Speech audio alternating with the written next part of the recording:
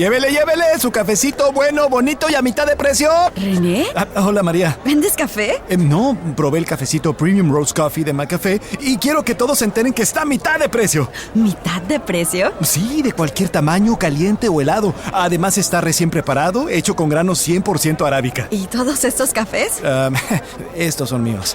Haciendo algo bueno. En McDonald's, participantes por tiempo limitado. De lunes a viernes hasta las 10:30 de la mañana. No puede combinarse con ninguna otra oferta ni combo meal.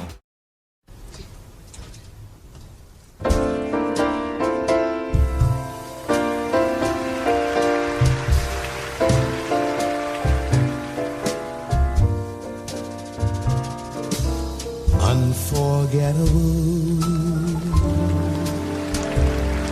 That's what you are. Unforgettable. The near or far.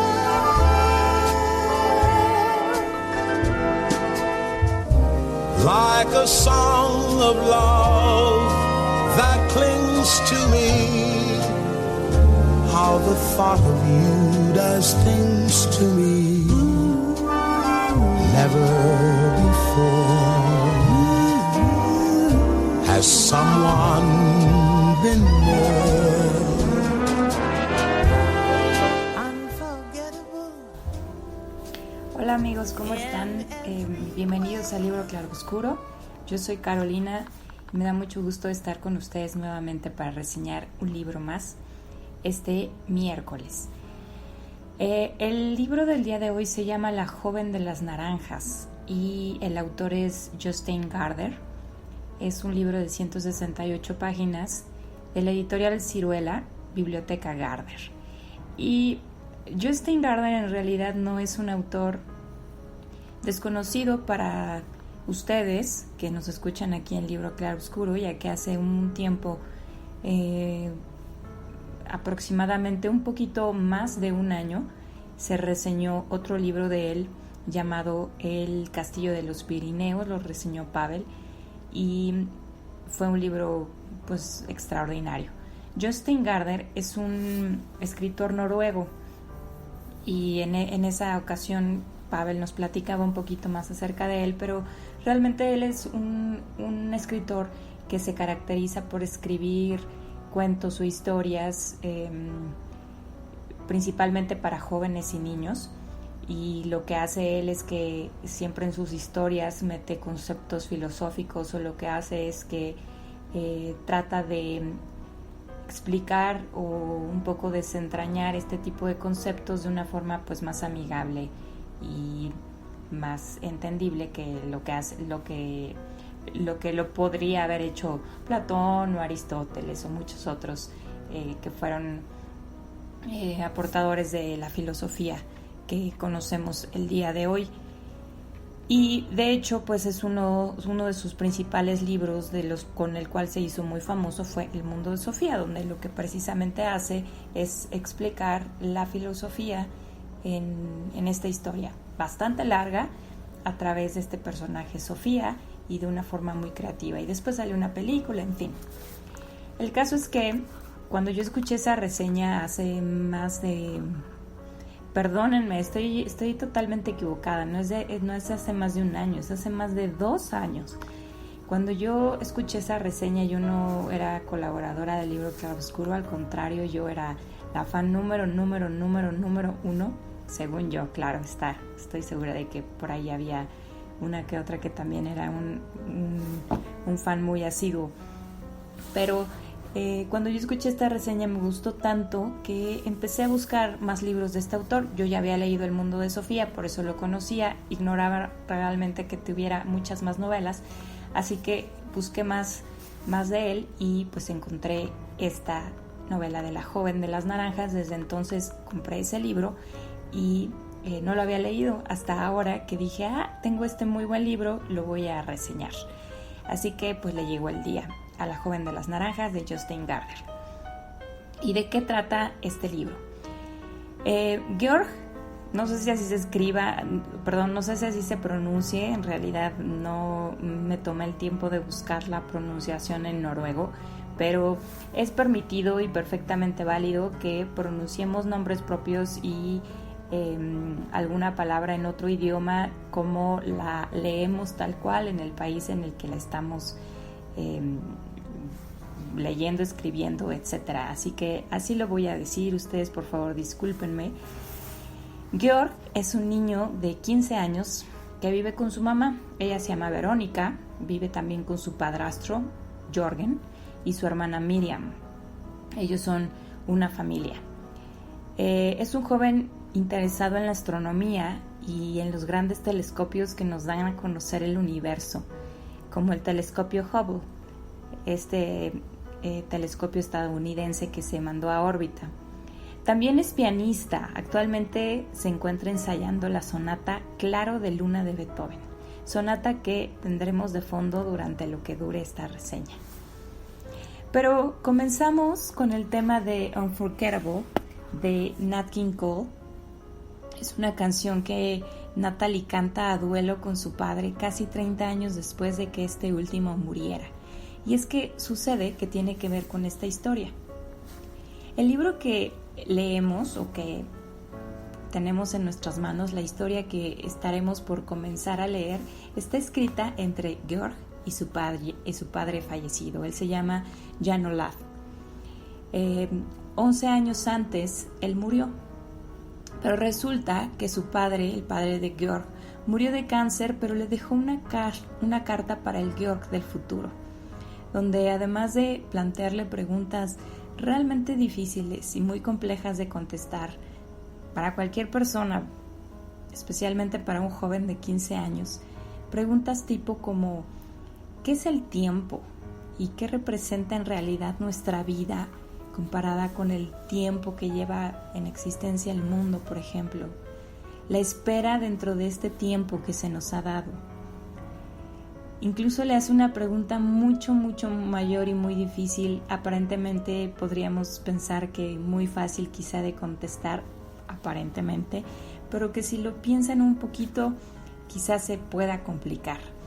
Y es esta: si tuvieras la opción de elegir sobre venir a la vida, aunque ella dure un instante, en comparación en realidad con lo que ha sido el tiempo de la humanidad en este mundo, y es además esta vida sujeta al tiempo, lo que significa sí o sí que habrá muerte, ¿vendrías o preferirías no haber tenido la opción en absoluto? Eso es algo muy complejo y creo que muy profundo también. Pero bueno, regresaremos a esas preguntas después. También el propósito de esa carta que le dejó era contarle a Georg sobre la curiosa, misteriosa, mágica y única historia de la joven de las naranjas. Una chica misteriosa que un día el padre de Georg se encontró en un tranvía. Y por último, el propósito también era mantenerse vigente en la mente y en el corazón de su hijo, al que nunca iba a poder conocer. Él murió cuando Georg tenía 4 años y pues medianamente esta carta se aseguró de hacerlo. Aun cuando Georg no conocía más padre que Jörgen, el actual esposo de su mamá. Dice el mismo libro que la sangre es más espesa que el agua y siempre llama. Asimismo, quería hacerlo recordar lo poco que estaba en la mente de Georg, ya olvidado o archivado en un recóndito lugar, algo que seguro nos sucede también a nosotros. Todos esos recuerdos, él pretendía evocar todos esos recuerdos que su hijo, que debería de tener Georg al pasar tiempo con su papá en aquellos entonces. Pero bueno, volvamos a la historia de la joven de las naranjas, que se basa en 4 encuentros enigmáticos. El primero, Jan Olaf viajaba en tranvía y vio a una chica con una bolsa llena de naranjas y un anorak naranja. Un anorak no es más que una chamarra calientita que usan en aquellos lugares donde hace muchísimo frío, como es Noruega. Entonces vio a esta chica con una bolsa llena de naranjas y una chamarra naranja, y de repente sintió un impulso de acercarse, y lo único que provocó fue tirarle todas las naranjas en el tranvía.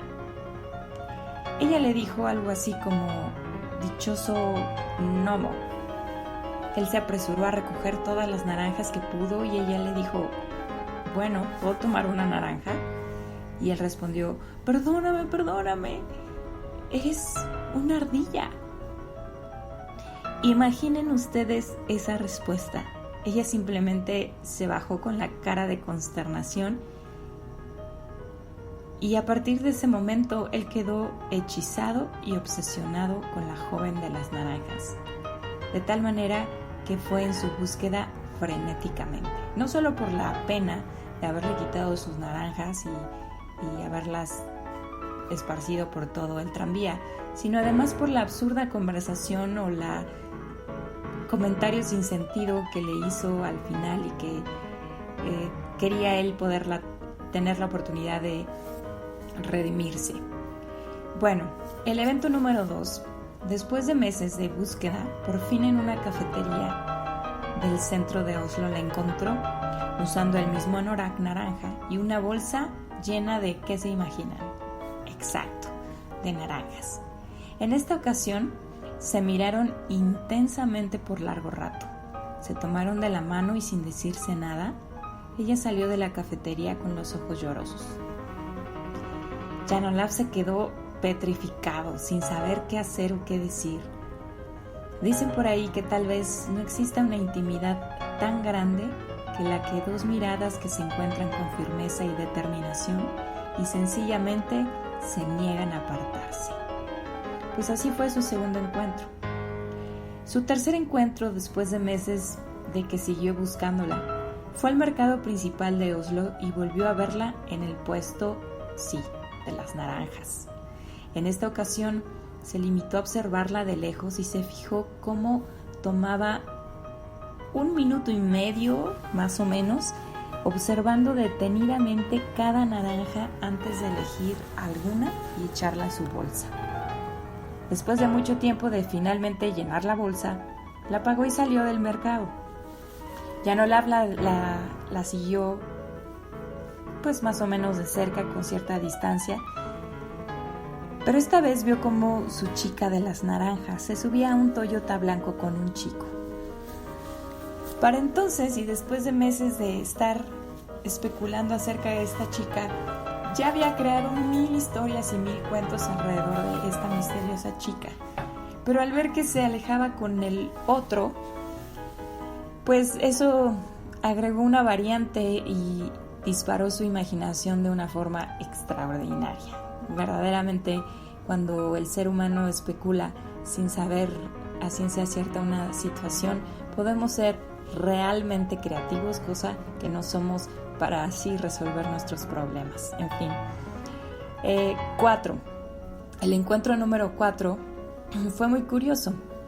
Lo tuvieron en la víspera de Navidad, en la misa previa de Navidad. Y dicen también que cuando dos personas no paran de buscarse, no resulta extraño que al final se encuentren por casualidad. ¿Por qué no? En misa. Así que en esta ocasión sí que tuvieron un poquito más de tiempo para un intercambio mayor de palabras que lo que había sucedido hasta entonces. Realmente se habían visto con esta 4 veces, pero realmente nunca se habían dicho absolutamente nada. Y tuvieron un diálogo en realidad un tanto extraño, porque no hubo una conversación normal de: hola, yo soy fulano, ¿tú cómo te llamas? Oye, discúlpame por las naranjas que te tiré el otro día o tal. Quizá eso es algo que pensaríamos ustedes y yo al encontrarnos con una persona que quizá nos ha estado obsesionando y que queremos conocer más de cerca. Sin embargo, el diálogo que ellos tuvieron fue: ella le dijo: ¿cuánto puedes esperar? Él contestó: podré esperar hasta que mi corazón sangre de pena. Ella dijo: ¿y cuánto tiempo es eso? Él contestó: tal vez solo 5 minutos. Ella dijo: estaría bien si pudiera ser un poco más. Así que él dijo: ¿cuánto? Ella respondió: tendrás que ser capaz de esperar mucho más que eso, y si lo consigues, podremos estar juntos durante mucho más tiempo. Y le dijo algo más, le dijo su nombre. Así que ella tomó, es más, o sea, le dijo el nombre de él, ¿no? Se dirigió a él como Yanula. Ella tomó un taxi y se fue, dejando a este chico con 1001 preguntas en la cabeza. ¿Quién era esta chica? ¿Por qué conocía su nombre? ¿Por qué siempre llevaba naranjas? ¿Por qué siempre llevaba el anorak naranja? ¿Por qué se había ido? ¿Por qué le dijo todo eso? ¿Cuánto tiempo tenía que esperar? En fin, tenía él la cabeza llena de preguntas, llena de interrogantes y, en fin, todo tiene un porqué. No voy a ahondar más sobre esta historia. Creo que vale la pena que ustedes la lean y descubran cada una de las cosas que así sucedió, pero sí vale la pena comentar sobre todos los aspectos de reflexión que esta historia nos deja. Y es que justamente aborda un tema sobre el tiempo, que es la espera. Nuestra vida podríamos verla como algo tan corto y a veces podemos también verla como algo tan largo. Sin embargo, dentro de este breve instante que nos toca estar en esta vida, es necesaria a veces la espera. Y la espera tiene ciertas reglas. No es, como él dice, pues solo puedo esperar 5 minutos. Y ella le dice, pues tendrá que ser un poco más de eso. Porque siempre hay una regla acerca de lo que hay que esperar, lo que se espera y lo que toma quizá a veces en tiempo obtener algo que se buscó, que se desea o que vale la pena. Todo esto no solo, la historia tiene un porqué, es realmente una historia muy muy creativa que vale la pena que ustedes lleguen a conocer. Pero que nos lleva a toda esta reflexión sobre el paso del tiempo, incluso siendo esta historia donde este padre le escribe una carta a su hijo del futuro, sabiendo que, porque además esta carta le escribe mientras está con su hijo a un lado, que es pequeño, que es un niño realmente chiquito, que no puede quizá entender muchas cosas aparentemente en ese momento, y que escribe esta historia sabiendo que no lo va a conocer, no va a llegar a conocerlo y sin embargo pues se arriesga. Al principio cuando Georg empieza a leer la carta, él mismo reflexiona y dice, bueno, o sea, que mi papá no agarra la onda, que ya crecer sin él fue algo, pues quizá no traumático porque ni siquiera me acuerdo, pero ¿para qué desentierra su recuerdo y para qué me quiere traer preguntas o cargas que yo no le pedí? Eso muy al principio. Después él mismo va reflexionando y va entendiendo cómo se parece él a su papá. Es decir, su papá, pues ya un hombre de más o menos entre los 30 y 40 años, escribiéndole esta carta y le cuenta esta historia de cuando él tenía 18, unos 3 años más de la edad que tiene Georg cuando la está leyendo, pero es perfectamente capaz de darse cuenta que las cosas que le sucedían a su papá en aquel momento, las formas en que él actuaba, en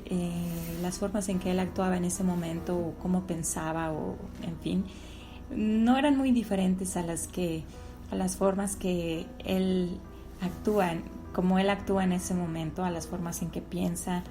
En fin, se puede dar cuenta y puede llegar a conocerse mejor por escuchar o por leer a su papá de esta forma. Eso me encantó.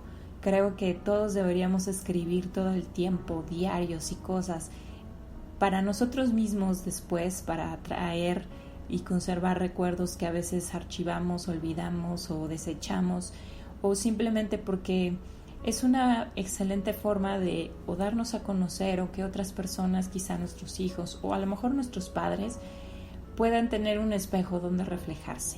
En este caso, son padre e hijo reflejándose. Quizá el padre ya no lo supo, no llegó a ver realmente el impacto que causó en su hijo al dejarle esta carta, pero finalmente el hijo sí pudo darse cuenta del espejo en el que se encontraba y fue un mundo que se le abrió de forma extraordinaria. Y creo que eso es algo que nosotros podemos apreciar. Incluso el mismo Georg al final del libro hace una invitación y les dice a todos los lectores, pregunten a su papá y a su mamá cómo se conocieron, pregunten a su mamá o a su papá cómo era yo cuando era niño y evoquen situaciones o recuerdos de una vida que ustedes no recuerdan o que no estuvieron ahí, pero que eso ayuda a completar un rompecabezas que a veces está inconcluso en nuestra cabeza, pero que todos necesitamos armar. Y bueno, más allá, pues les decía, están estas preguntas a las cuales Jan Olaf enfrenta a su hijo acerca del tiempo, y pues es que es algo que él no tenía el tiempo, él estaba ya desahuciado y sabía que iba a morir, y sin embargo dedicó tiempo que ya no tenía, lo dedicó a escribir a su hijo y a crear un vínculo que no iba a poder sentir de una forma inmediata, pero que en algún momento dejó instrucciones precisas a su familia, en este caso a la abuela, a la mamá de Jan Olaf, para que le entregara a este chico, cuando tuviera edad pues de leer y comprender, entregarle esta carta y que él pudiera saber y conocer esta historia, esta maravillosa historia de la joven de las naranjas, que está muy interesante.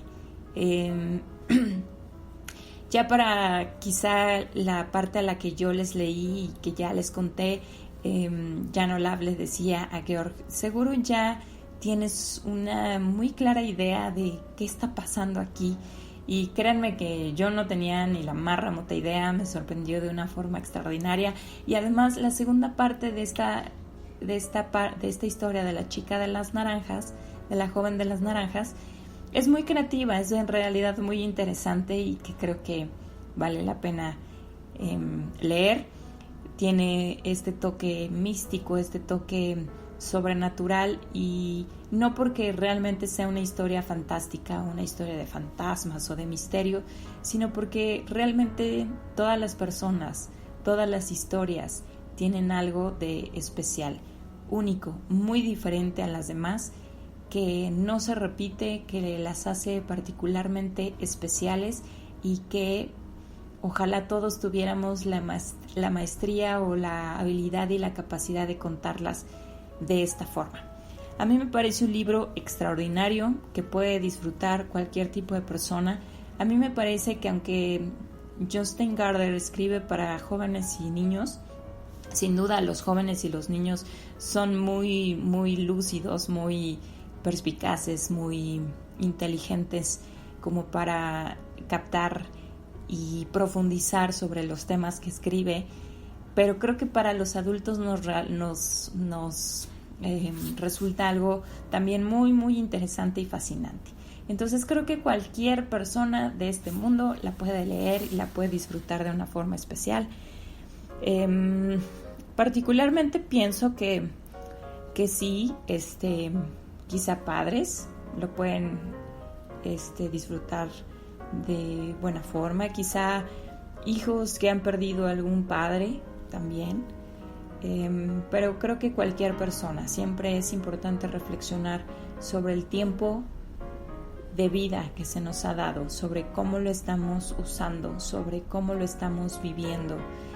Hay muchísimas frases que me encontré alrededor de este libro que creo que vale mucho,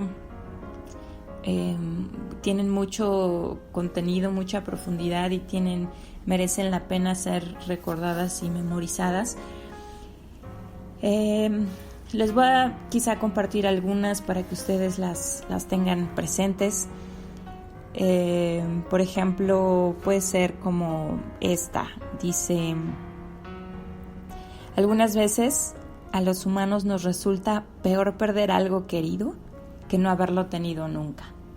Y creo que ese es a veces un tema en nuestro uso del tiempo, el enfoque que le damos a cada una de las cosas.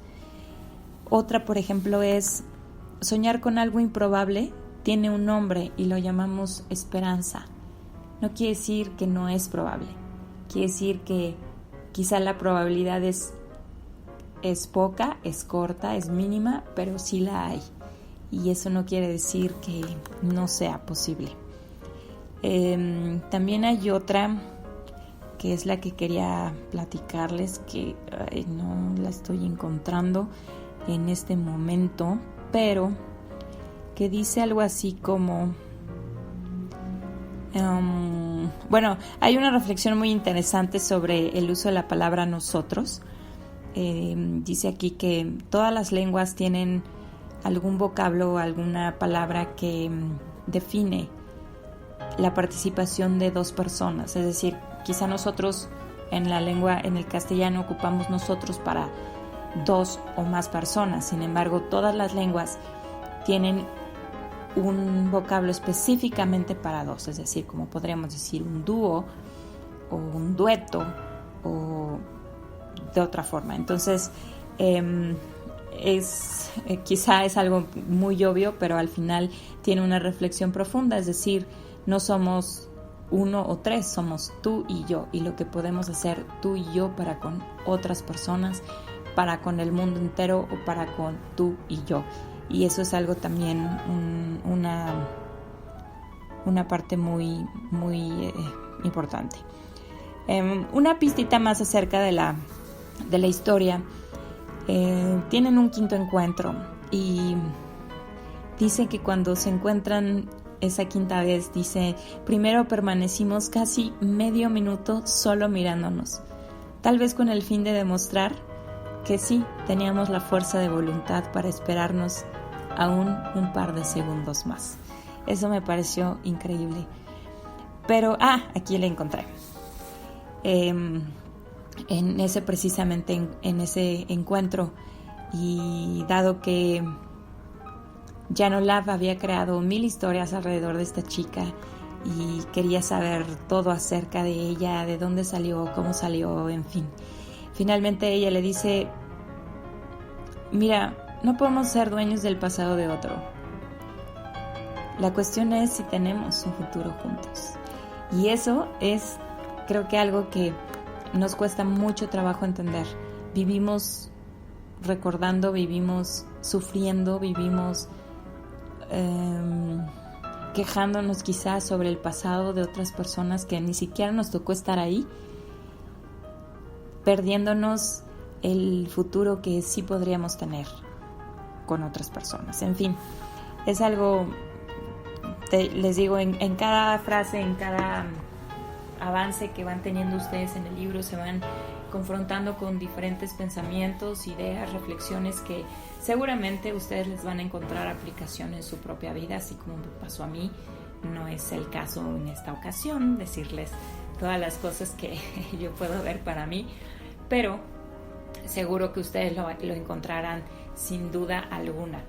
Y pues ya les mencioné cómo es que llegué a este libro, así que pues esta reseña se la quiero dedicar a mi querido amigo Pavel, quien me llevó de alguna forma a este libro, y quien también, a quien pude recordar mucho en la lectura del mismo. Me pareció que es una persona muy, muy cercana, en parecido a forma de ser con Jan Olaf.